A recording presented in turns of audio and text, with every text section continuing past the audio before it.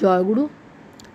কালকে আত্মজনের কথা পড়ছি, কালকে পড়েছি অর্চিতা মৈত্রের লেখা শেষ পড়েছি। আজকে পড়ব অর্কদ্যুতি চক্রবর্তী পৌত্র, তার লেখা থেকে। সবাই আশা করি বুঝতে পারছেন, আমাদের পরম পূজ্যপাদ শ্রী আচার্যদেবের লেখা থেকে। নিছক এক নাতির গল্প। ঈশ্বরস্য বড়পুত্র। এই তুই কি খাচ্ছিস রে? লুকিয়ে লুকিয়ে তার এক বাল্যবন্ধু একটা কাঁচের শিশি থেকে মোদকের একটা গুলি খেতে গিয়ে ধরা পড়ে গেছে। বন্ধুটি সদ্য নেশা শুরু করেছে, তার কানে গেছে সে কথা, প্রতিকারের আবেদন নিয়ে।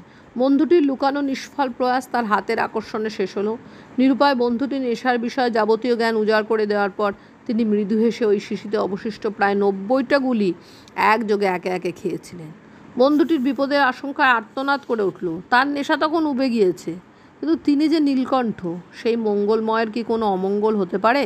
নেশা তো হলোই না, উল্টে সেই বন্ধুটি এমন কাণ্ড দেখে ভয় পেয়ে নেশার উপদ্রব থেকে চিরকালের জন্য রক্ষা পেল। অবশ্য তার সঙ্গীরা কেউ যেমন তেমন হতে পারেন না, তারাও বিশিষ্টতায় ভরপুর। একবার কোনো এক আশ্রমিকের চরিত্রের দোষ আসায় বিপথে নিয়মিত যাতায়াত আরম্ভ করলেন। বুঝিয়ে সুঝিয়ে নিবৃত্ত না করা যেতে সর্বশেষ পন্থা প্রহারেণ ধনঞ্জয় গ্রহণ করা ছাড়া আর উপায় থাকল না।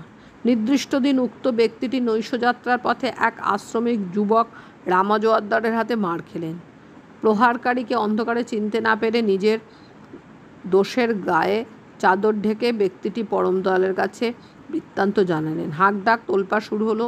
তাঁর এক সঙ্গী অমূল্য ঘোষ মহাশয়ের ডাক পড়েছিল, যিনি ঘটনার সময় আশ্রমের বাইরে অন্যত্র ছিলেন, কিন্তু জানতেন সব। পরম দয়ালের তলব পৌঁছালো। অকপটে স্বীকার করলেন অমূল্য ঘোষ, জানি কে মেরেছে, কিন্তু আপনাকে বলতে পারবো না। শাসন জুটল তার প্রচণ্ডভাবে, তবুও মুখ থেকে একটি শব্দও বের হলো না।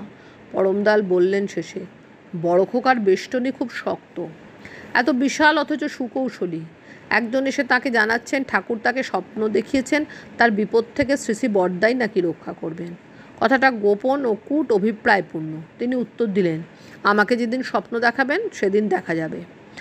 একজন এসে নিবেদন করলো, যে কাজ দেবেন পারবো, সেবা করতে চাই। প্রত্যুত্তরে তিনি জানলেন, ঝাড়ু দেওয়া থেকে প্লেন চালানো সবই পারবে বলছে, তা কতদিন বাদে তোমাকেই সেবা দিতে হবে? সেবকের ভরং ধরা সেই ব্যক্তিটি এই এক কথাতেই সরে পড়ল। নিজের ধান্দায় ভরা একটা চিঠি তার বালিশের তলায় রাখা। তিনি কাত হয়ে শুয়ে শুয়ে ওই নিন্দুককেই প্রশ্ন করছেন সেই বিষয়।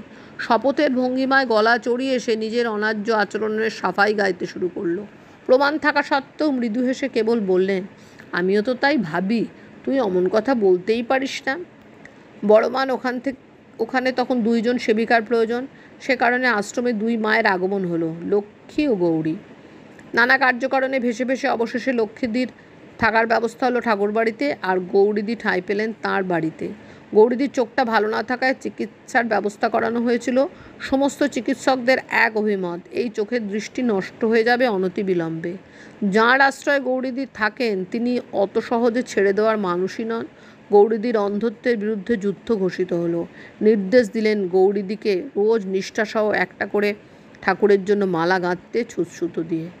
আজ ওই ঘটনার 45 বছর কেটে যাওয়ার পর সেদিন আবিষ্কার করা গেল, রাতে গৌরীদি আজও টিভি দেখে চলেছেন। অন্ধত্বের অভিশাপ এখনও তাকে স্পর্শ করতে পারেনি। যিনি প্রকৃত চক্ষুষ্মান তিনি এমন চক্ষুদান করতে পারেন। তখন তার কনিষ্ঠ পুত্রদ্বয়কে পৈতের কারণে ব্রহ্মচর্য পালন করতে হচ্ছে। তারা যেখানে ব্রহ্মচারীর বেশে থাকতেন, সেখানে ব্রহ্মচারীদের ব্রত পালনের সুবিধার জন্য একজন মধ্যবয়সী মা অল্প দূরেই শুতেন। সেই মা সংসার সুখ বঞ্চিতা। গৈরিক বসনে তিনি বছরখানেক আগে উপস্থিত হয়েছিলেন আশ্রমে। পরম দয়ালের চরণার বিন্দে পরম দয়ালের নির্দেশে মায়েরটি ঠাঁই পেয়েছিলেন তাঁর সংসারে। সকলে তাকে হিরণমা বলে ডাকত। গভীর রাত সেদিন, আকাশ যেন আরও কালো হয়েছিল। ফিলান্থ্রফি প্রাঙ্গণ তখন এতটা লোক সমাগমে কোলাহলপূর্ণ থাকত না। নির্দিষ্ট সময়ের পর অন্ধকার মায়াবিনীর বেশে পরিবেশটা গ্রাস করত। সেই রাতে হিরণমা ব্রহ্মচারীদের ঘরের পাশে শুয়েছিলেন। এক তস্কর ওই নিশ্ছিদ্র অন্ধকারের সুযোগ নিয়ে হিরণমার গলায় পড়া এক সোনার চেন টানতে গেছিল। দৈবাৎ ঠিক সেই সময় হিরণমার ঘুম পাতলা হয়েছিল বলে তস্করের হাত গলার চেন আকর্ষণ করতে যেতেই তিনি সজাগ চোখে কোনো রকমে একটা আভাস পেয়ে প্রাণপণে চোর চোর রব তুলে সেই নিশুতি নীরব প্রাঙ্গণকে মুখরিত করে তোলেন। তখন নৈশ প্রহরার এত বিশাল বন্দোবস্ত থাকতো না। প্রত্যেকে নিজের দায়িত্ব নিজেরাই বহন করতেন। তস্কর বৃত্তির প্রকোপাদি থেকে নিজেদের রক্ষা করতে তিনি যে ঘরে থাকতেন তার পূর্ব পশ্চিম দুদিকে বারান্দা, যার উত্তর ও দক্ষিণ দিকে একটি করে ঘর। ওই মায়ের চিৎকার সকলকে সজাগ করে তুলতেই সকলে একে একে আওয়াজের উৎস লক্ষ্য করে এগিয়ে গেলেন। পৌঁছে তারা তস্করকে আর খুঁজে পেলেন না।